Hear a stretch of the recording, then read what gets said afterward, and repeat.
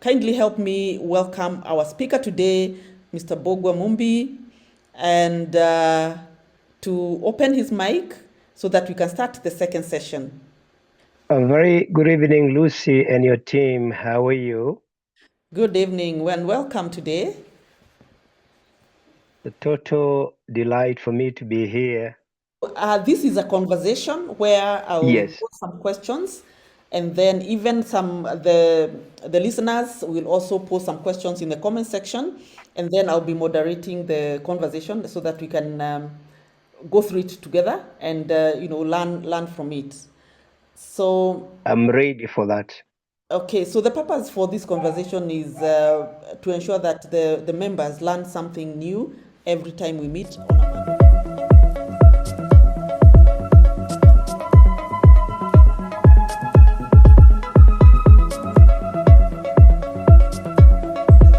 This particular session is about the GNE 80 Bible-based wealth lessons. Why we do that is because we want to build wealth the right way, yeah. And through this conversation, we are able to bridge the scripture with real life experiences, practical strategies, and transformational lessons that help us grow financially, professionally, and spiritually, so that we can build a life of significance and become a blessing to our generation. So, to start us off, Mr. Bogwa, when you say being the CEO of your life or being a CEO of my own life, what exactly does that look like in practical terms? Thank you, Lucy. Thank you very much. If you allow me, there's a verse that says that I think this is Hosea that we perish for lack of knowledge, which really means that I think the biggest challenge we have in our life is the ignorance of the fact that we are created with all the ability, with all the potential, with all the strength to become whatever we choose in this life. That's a reality. And therefore, becoming the CEO of your own life is realizing or discovering that you're the captain of the ship called you, or Mbugo Mumbi, or Lucy, or Susan, or Tendai. You're the captain of that ship. And only you have the authority, you have the power to decide which port you want to anchor in your life. So, number one, it is taking charge of your own destiny. It is realizing that you're the driver. And I appreciate what you're discussing today. It is setting out goals for your life, both in the short run and in the long term. It is understanding the purpose, your divine purpose for being in this world. It is living a life with a mission and realizing only you can stop yourself from your destiny. Fantastic. That is such a profound response to that question. And in fact, just to add on to that, for us to understand you and where you're coming from, what are these personal experiences or moments that led you into becoming a CEO of your own life, or even to building that particular message around that particular topic? So we want now to hear about what motivated you, what gave you the drive to come up with such a very important topic, or view of life. Thank you, Lucy. I think it is my entire experience in life, for example.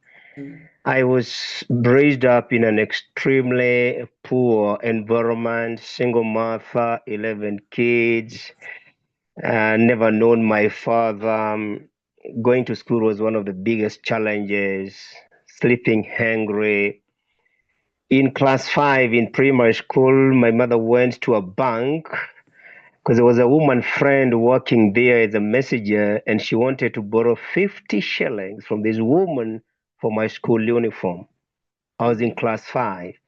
There are many questions that I asked my mother because I realized that was a world that I never thought existed. But the question that turned my mindset then was, Mom, is it possible for me when I grow up to get a job here? And my mother told me it is a choice. It was my choice. And I eventually worked in that bank. In the bank, another turning moment of my mindset was when, and by the way, it's good for me to say that I started working in the banking sector as a tea boy. I didn't have the requisite um, education or professional qualification. But in about 7, 8 years, I rose from a tea boy to a senior manager in a multinational bank.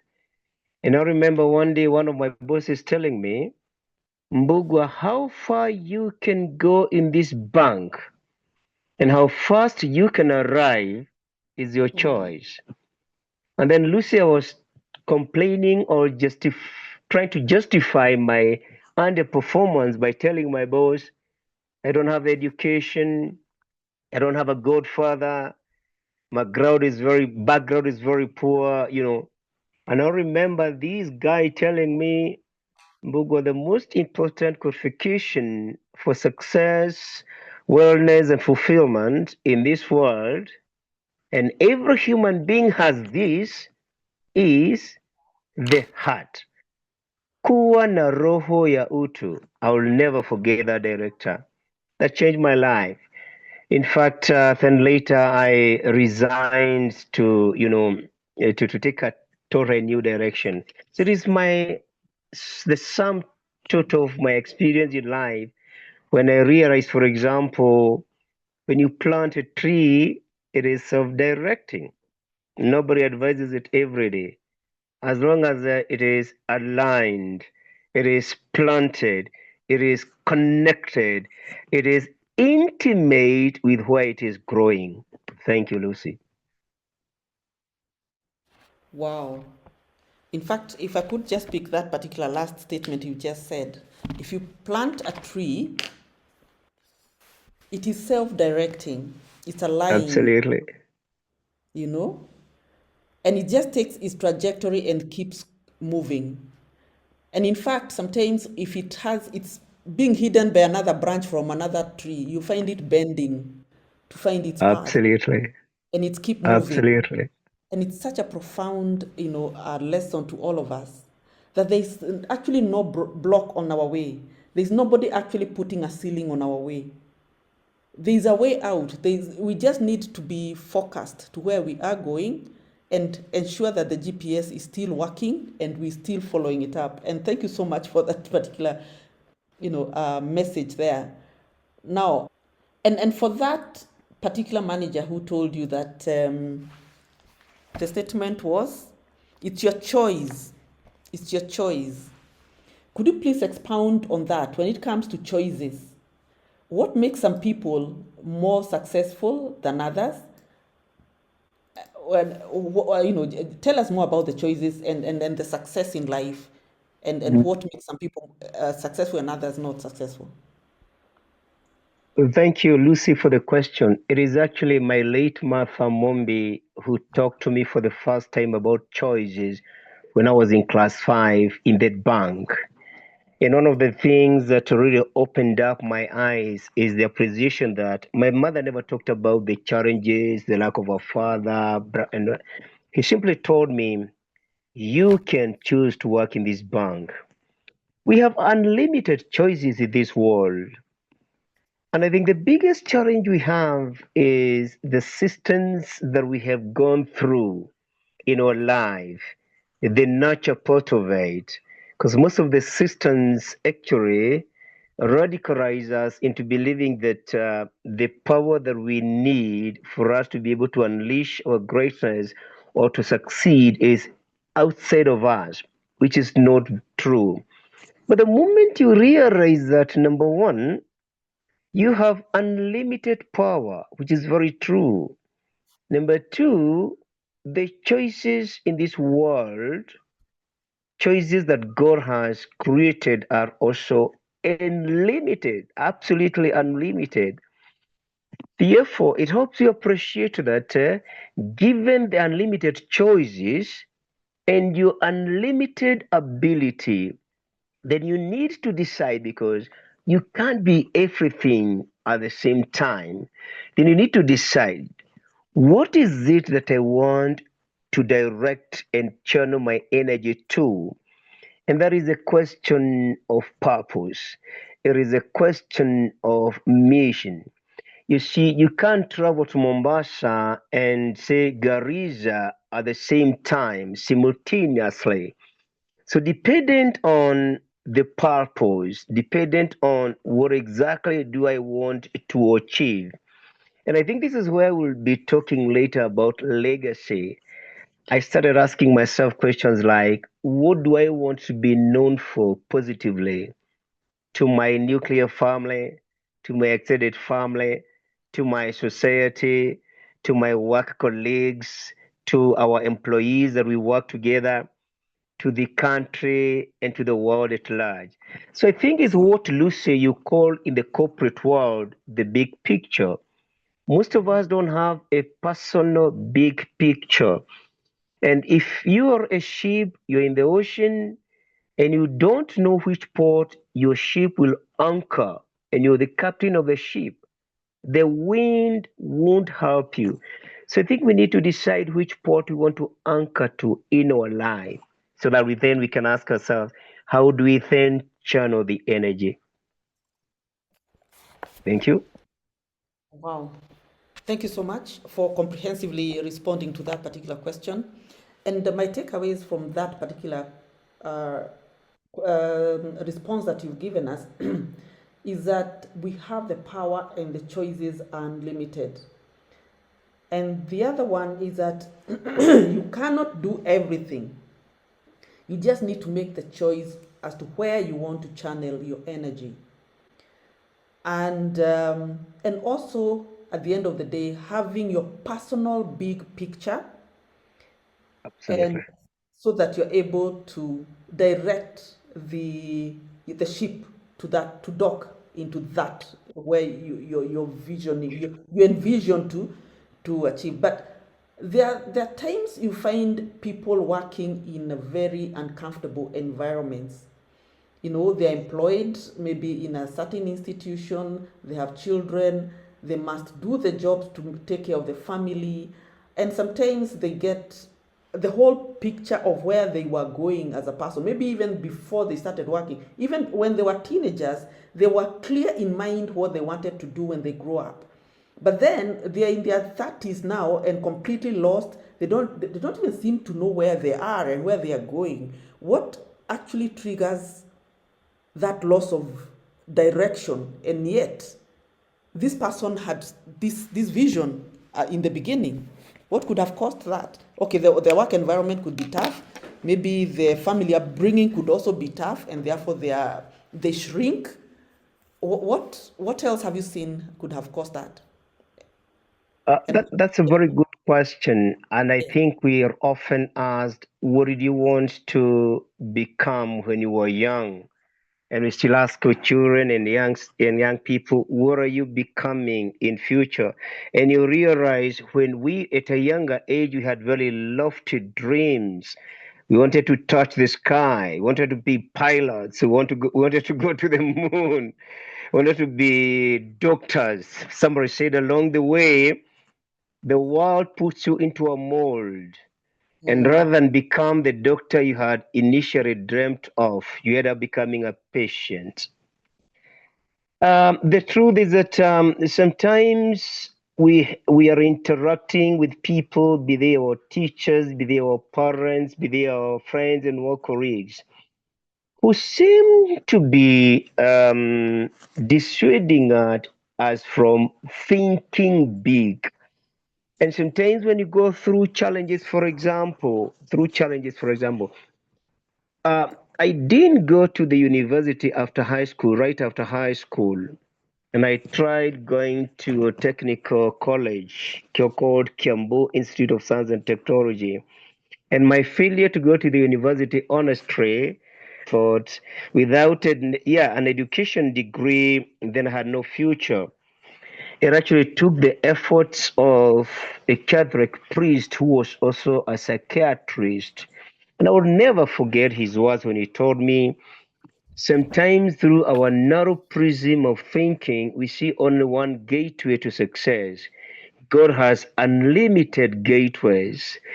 And he told me, whatever you are dreaming of becoming in class 5, because I shared that story with him, I believe God can still give you the grace to become. And he reminded me, God grants the desires of our heart. And he rekindled. So, what do I want to tell people? Number one, nothing grows in comfort. Nothing grows without a challenge. Take a grain of maize or a piece of potato, which is in the store, in the granary, in its comfort, in its preservation. If you want it to grow and increase, you must expose it to challenges and risks. You must expose it to discomforts. I want to tell our people, and I always say this, embrace every challenge, no matter its nature or origin. Embrace it because, trust me, there is an opportunity that gives you a chance to learn and discover greater strengths that you may not ordinarily discover at the normal times. So even at the workplace, let me tell you this. There is no workplace that doesn't have a challenge. But when you embrace it and you ask yourself, and this is something I do in my life, what lesson do I need to learn for my growth from this challenge? That is, I think the mindset is very, very important. You know, you don't run away from a shadow, and every time you see a shadow in your life, no, the light you're seeking is just nearby. There can never be a shadow if the light is not blocked. Thank you, Lucy. Fantastic. There can never be a light. Yes, There can never be a eh, shadow eh, if the light is not unless the blocked, light is blocked. unless the light is blocked. So the Fantastic. light and the shadow are two cousins. They are Siamese twins. Yes, yes, yes. Wow, I love that. So, in fact, you have really shared a lot of nuggets of wisdom there. And in fact, for the listeners, please continue typing in the comment section so that we can ask these questions. Now, the first thing I've just heard from you is that you need to embrace the challenges that come our way. And in fact, somebody said somewhere, the bigger the problems that you have, or the bigger the challenge, the bigger the reward. In fact, if you get such a huge opposition, such a huge fight, people are really fighting you. It's because one, they can see how successful you're going to be. So they are trying to block you. So that shadow is so huge. And in fact, the bigger it is, the more courageous you should be, because you know at the end of the day, the reward is extremely big. That's number one of how to embrace the challenges. Number two, if you're working and there are no challenges at all, and everybody loves you, just know you're living below your means. People have managed to block you. People are now using you in the process. Actually, maybe you're even being used because there is no challenge anymore, and you're actually living very low, below your potential. So that is what I'm hearing from you, Mr. Mbogwa, as you share these lessons. And the other one you said is that lessons, you need to take lessons in that environment that you're in, whether you're an employer, an employee, to learn something that you can implement. Never come out of a crisis without a lesson. Otherwise, it's a wasted crisis, right? And that's what I'm hearing from you. So, in fact, connecting those lessons with the next point is what should an employee mindset be like when they're being employed? You've touched on to have a growth mindset, but there's some people who say, I'm working for my employer. They don't own that job in terms of, I am working for myself, I am growing myself, I'm taking the lessons in this environment for myself and grow.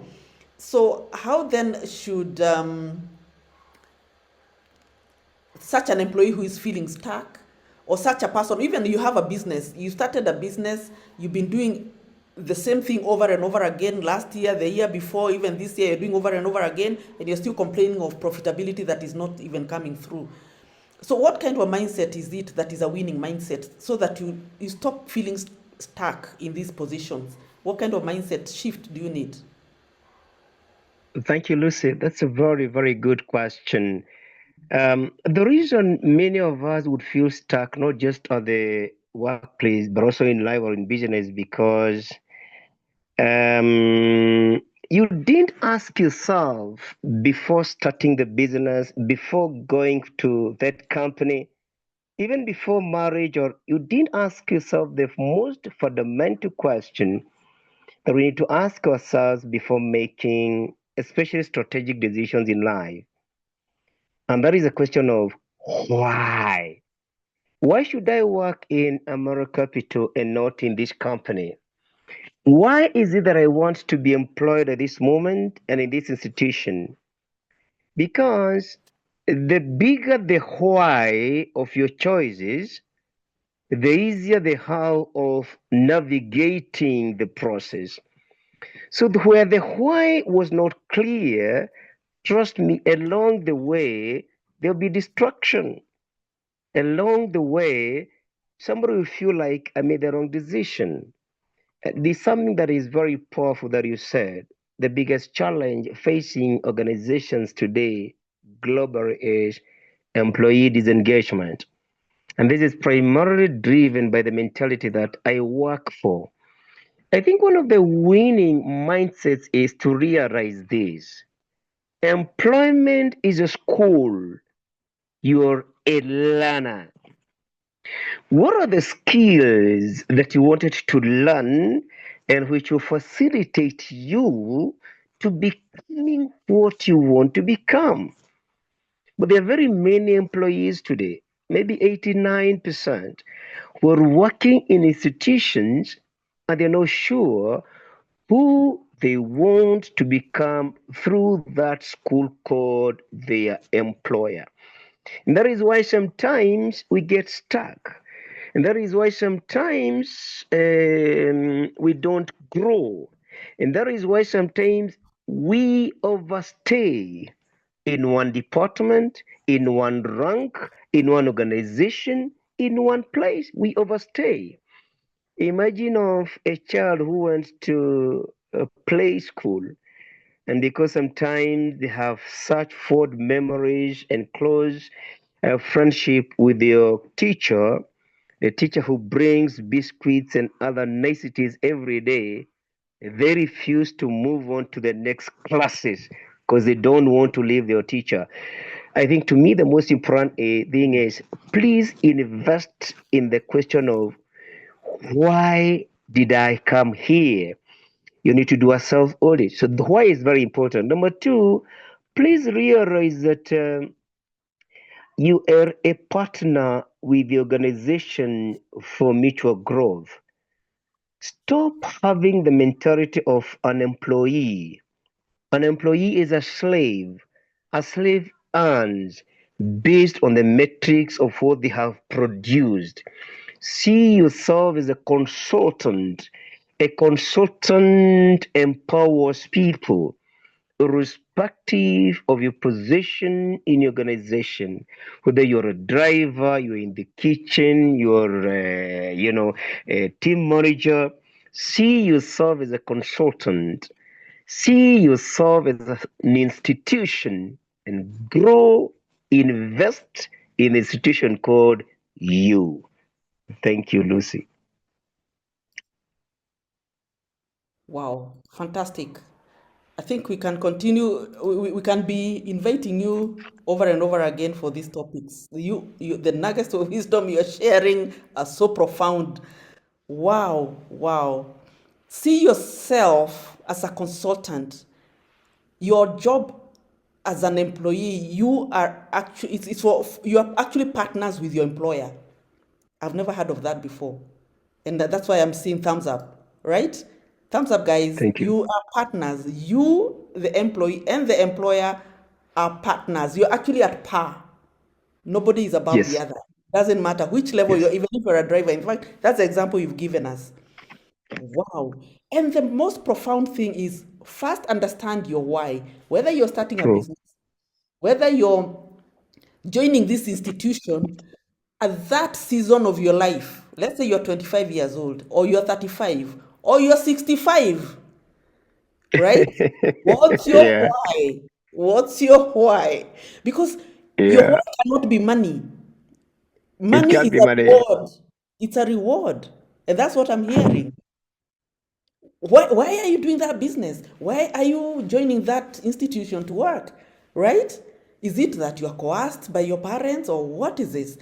And what do you want out of it when you see the trajectory of you 5 years to come, 10 years to come, 40 years to come? How does the present experience shape you, mold you to that person you want to be? Wow, Mogwa, wow, wow, wow. We can invite you 100 times. Thank you. But Thank you. then, I'm honored. yeah, yes, you talked about there are so many distractions along the way, and this is what has been discouraging people and making them think that, like, they're stuck. They're actually not stuck. Sometimes it's just a pebble you found on the road and you're seeing a mountain. You just need to look at it properly and see it's just a small pebble. You could just go around it, or just jump over it, or just kick it to get out of your way and keep moving, because you have actually put your compass, your GPS is working, and it's directed to a certain direction along the way. Oh, these so profound lessons. What lessons are you taking up, guys? Just type in the comment section. I see so many thumbs up, claps, and we are all learning. It's so nice. And now, as we build our legacy, yeah, as we look forward, I want first to understand what's the difference between success and legacy, because sometimes you can be so successful in doing what you're doing, in building your business, in doing the job that you're doing, you are doing all your best, you're getting promoted to the top level. Let's first understand what the difference between success and legacy is all about before we go into legacy. Thank you, Lucy. That's a good question. I'm not sure that I have the answer, but I know these two words are normally used interchangeably. I look at legacy, especially from a biblical or spiritual point of view, as eternal achievement. That's legacy. Because legacy is not just about this world. I think legacy is also about the world after. And Yeah, yeah. legacy is that which you will do to touch.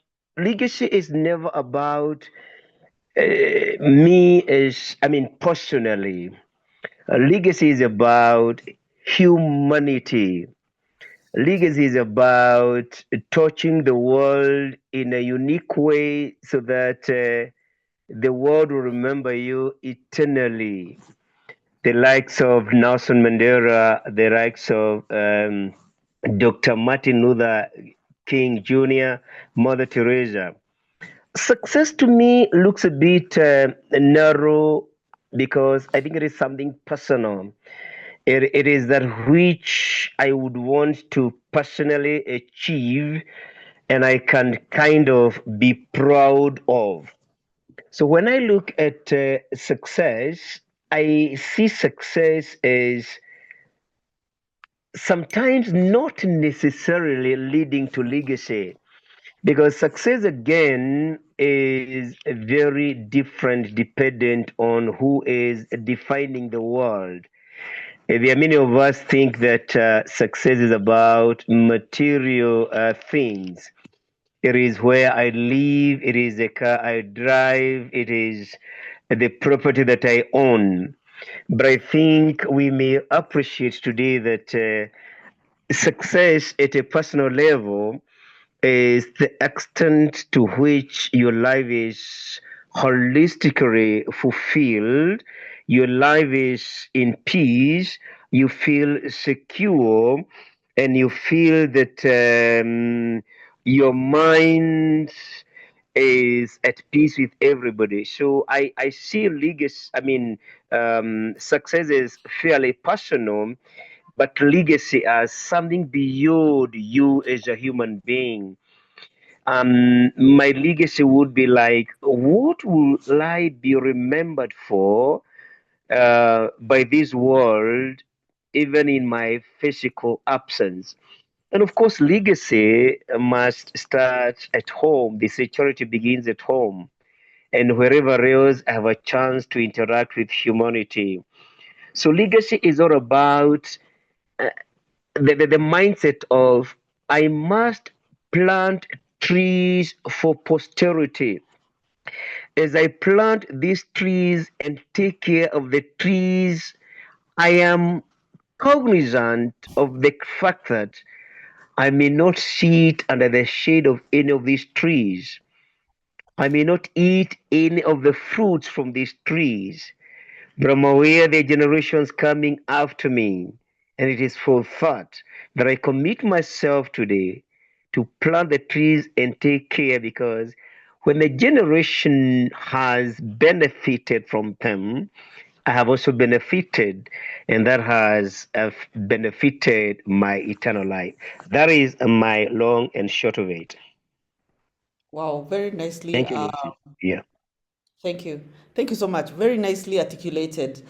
And before even I summarize what you just said, there are a few points that have come through from the previous conversation, the other point we were discussing.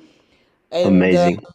Susan is saying education is not the only qualification to achieve a goal. There are other ways. Wow. Jane is talking about nothing grows in comfort, very profound. Mr. Mbugwa is so inspiring and motivating. Thank you, sir. Pauline is Thank you. saying, if my why is not strong, the noise around me will overshadow clarity. Wow, Pauline, Wow. I love that point. You must have a very strong why. Otherwise, the noise will overshadow your clarity. And that is where the point we're talking about getting stuck. And in fact, if you feel stuck, perhaps you're misaligned. That's what even Pauline is alluding to here. Yeah, you could be misaligned with your why. Your purpose in life, if properly aligned, that word stuck doesn't exist. You just flow. You just flow. And I think that's what I'm reading from Pauline's comment. Now, coming back to the legacy and success point, what I've picked, there's a relationship, yes, between success and legacy, because you said success is about fulfillment of what, you're successful, you're fulfilled, you're at peace, you've achieved whatever you wanted. And as we look at legacy having an eternal, what will happen even way beyond your life, yeah, then what it means is that you must at least build your successes right now to be able to have the energy and the capacity to build a legacy. Otherwise, an unsuccessful person is not able to build a legacy at all. You must at least build your small wins one at a time, until you reach a point whereby you now have enough capacity to build your legacy, or leave a name that actually people can actually speak about, and you have impacted their lives. If I can summarize that. And in fact, to join that with the next question, what does legacy leadership require that traditional leadership does not have?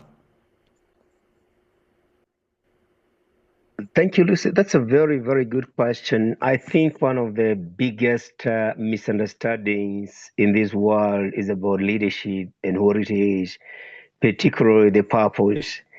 And I think the single biggest challenge facing humanity today in all spheres of life is leadership.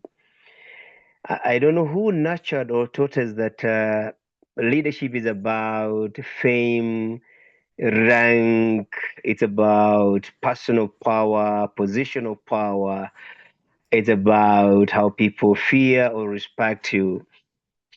And we fail to realize that legacy leadership is appreciating the fact that as a leader, your cardinal and divine role is to grow people. Let me kindly use an analogy to help elucidate more on a legacy leadership as opposed to just ordinary leadership. Take the example of a hen, mother hen for that matter, and she has her eggs. And Mother Hen knows I didn't just lay some objects, I laid something that has life hidden in it, something that has power, potential, which can be unleashed, and a new life is created. So the hen knows it is my salient duty, it is my fundamental responsibility. I'm accountable for ensuring that these eggs hatch. Otherwise, if I don't do that, the power within, the potential will be totally wasted. So the hen chooses to isolate herself with patience, with dedication, with love. She shares her own warmth, transmits the warmth to the eggs so that the eggs can transform from within. She denies herself a lot of the luxuries of life. Ordinary friendship is not fair.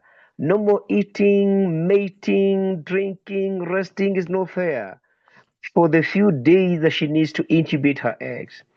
To me, that is legacy leadership. It is the clear understanding that I, as Mbugwa Mumbi, and I have a family, and I have a team under me in an organization, their future, their tomorrow, I am the powerful enabler of who they can be without giving an excuse. Knowing that these people came here raw. I am responsible for helping them to heal their skills and become better people. Which then means, with all due respect, where you realize that people are not growing in a department, in an institution, trust me, it is a challenge of leadership. So a leader is like a mother. If your child is not growing well, if your child doesn't have the right character, you are the role model. So, legacy leadership is about growing people where they will engrave your name and your behavior and your coaching into their hearts forever. But ordinary leadership is about managing people. In fact, we shouldn't call them leaders, they are managers. You already alluded to micromanaging because those are leaders who are just so much focused on the achievement of the goal, the what of the goal, and they totally ignore the how. Of course, ordinary leaders are looking for short-term achievements, quick fixes, results this year because they want to earn their bonus and probably leave for another organization. But legacy leaders know, irrespective of where I am, these eggs must hatch through my warmth of leadership. Thank you. Wow. These eggs must hatch Yes. through the warmth of the leadership. Oh, This yes. is so profound. And in fact, it now brings me to this question. I want us to visualize this particular leader. It could be a business owner, it could be a manager with a team, it could be a director somewhere in a department. But the department or the business seems to feel like it's stuck. They are doing all they can do as a leader to manage the team, to grow the team. They have taken them for training, they have taken them for even coaching, but somehow the whole business is stuck. The department is stuck, the business is stuck. What is the first mind shift that the leader should be able to inculcate into the team to be able to get unstuck? What is the first thing they would need to do, and how should they help the team to get unstuck and start moving forward? That's a great question. It actually demonstrates the reality in most organizations. As a human capital development consultant, we have done a lot of people development programs, whether it is about leadership, customer experience, personal growth, whether it is team building, sales, and what have you. But it's something that that grieves me, Lucy. It grieves me. And this is that they come up with very lofty programs for their staff. but I can tell you this. At the center of it, which is the corporate culture, remains the same.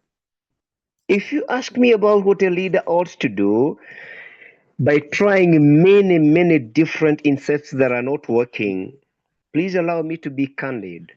That leader needs to look at himself or herself. I must say this very brutally. The fish rots from the head. You know this for sure. There is no such an employee who is naturally demotivated, that God created them without motivation or inspiration. I think to me, the biggest challenge and bottleneck in many organizations is the corporate culture. Managers expect people to change, they expect them to transform, but they're not creating the right environment for this transformation. It's like taking the best grade A of, say, maize seed, grade A, because employees are grade A's, by the way, but then you plant it in the wrong environment. It doesn't matter how much care, it doesn't matter how much plowing and fertilization, it doesn't matter. So I think the challenge, honestly, today is still leadership. I've gone to many institutions today, Lucy, and I'm sure you have this experience. And you hear people talking about, we want our people to do this. But whoever is saying this deep in their heart, they are not leaders, they are managers. It's like we're still in the industrial age where we want people to do what? We just want to manage people to do things. Look at communication today. How do you achieve cohesion, alignment, harmony, friendship, informality if communication is one way? There's still a big chasm in organizations where there is them versus us. It is leaders who need to bridge this gap. And as long as this exists, whether you take your people to America, to Turkey, to South Africa for training, the results won't be forthcoming. Thank you, Lucy. So the leader must inwardly, because most of the times, trust me, we say it is them. The problem is the staff. The problem is. I mean, honestly, Lucy, allow me just to use this analogy. These long haul trucks, this long that transports, things from materials from Mombasa to wherever, long haul, 22 wheelers. There is the cabin and there is a trailer. If you find a trailer that has stalled, please don't blame the trailer. If you find a trailer in a ditch, please don't blame the trailer. The trailer has no power of itself. The trailer doesn't know direction.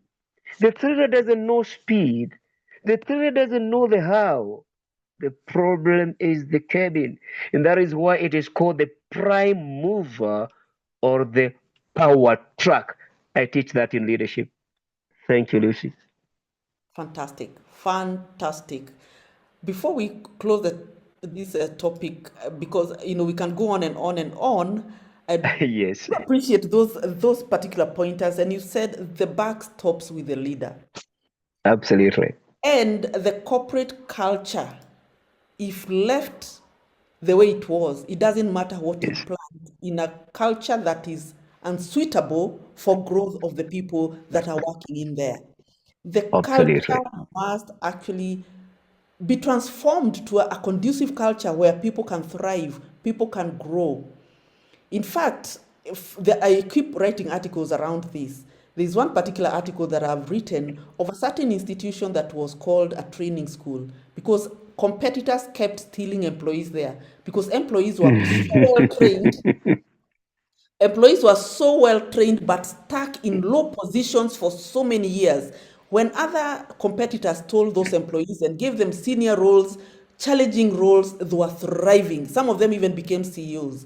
In fact, I think that institution, because I know it pretty well, it is still called by competitors as our training, our free training area, free organization. Because as you can see, it is compared to the competitors, it is like, I think number, I don't know what, 7, 8 or whatever, but 20 years ago it was number one of that particular, type of organization.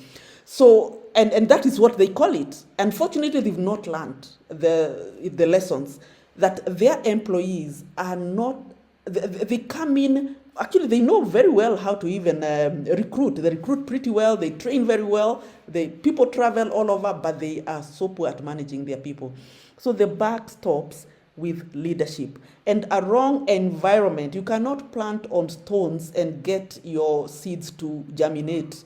They must be in somewhere in some soil with fertilizer. And if it's not growing properly, you don't slap it, you add more fertilizer and some more water and whatever it's missing. Right? And that's the same analogy you've given us. The trailer, it's not the truck at the back that is the problem. It is somewhere in the cabin in front that should be checked. And for sure, if you can sort out the top, the rest will flow. Right? I had a boss who used to say one time, it's better to have a lion leading the sheep and not a sheep leading the Oh. lions. They'll never get anywhere. And he kept repeating that over and over again. So, wow, guys, please just comment and let's take, type our lessons. Susan is saying here that key learning in leadership is the leader needs to understand the why they are working towards the goal. Why are they working? Which goal and the why. Actually, when you're communicating to your employees or your staff members, the why has to be very well articulated, because you cannot just give people instructions and tell them you must do as I say. They must understand why. And let me tell you, with Gen Zs, without telling them the why, they will walk out on you, even if they've only worked for a day. Memory is saying the hen and the eggs. Mind blowing analogy. Wow, fantastic. And memory is saying this has been very, very inspiring.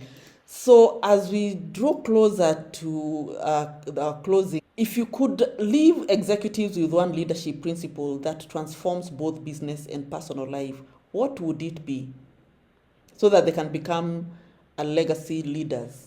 Thank you, Lucy. Thank you, Lucy. I think what I would tell the leaders is that